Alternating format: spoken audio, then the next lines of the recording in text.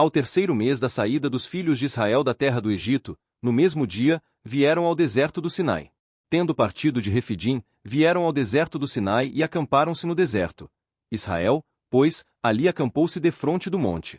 E subiu Moisés a Deus, e o Senhor o chamou do monte, dizendo: Assim falarás à casa de Jacó e anunciarás aos filhos de Israel: Vós tendes visto o que fiz aos egípcios, como vos levei sobre asas de águias, e vos trouxe a mim.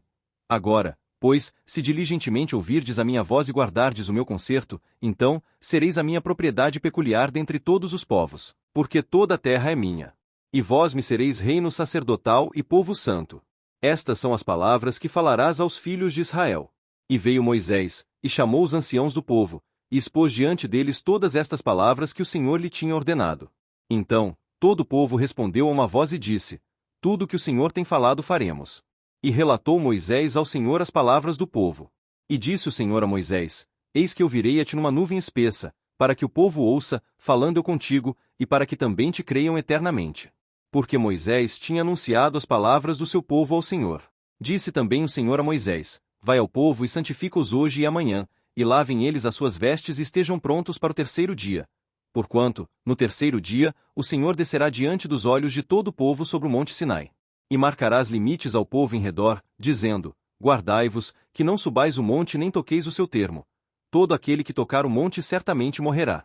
Nenhuma mão tocará nele, porque certamente será apedrejado ou asseteado. Quer seja animal, quer seja homem, não viverá. Soando a buzina longamente, então, subirão o monte.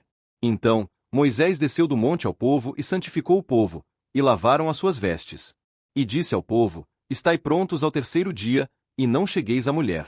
E aconteceu ao terceiro dia, ao amanhecer, que houve trovões e relâmpagos sobre o monte, e uma espessa nuvem, e um sonido de buzina muito forte, de maneira que estremeceu todo o povo que estava no arraial. E Moisés levou o povo fora do arraial ao encontro de Deus, e puseram-se ao pé do monte.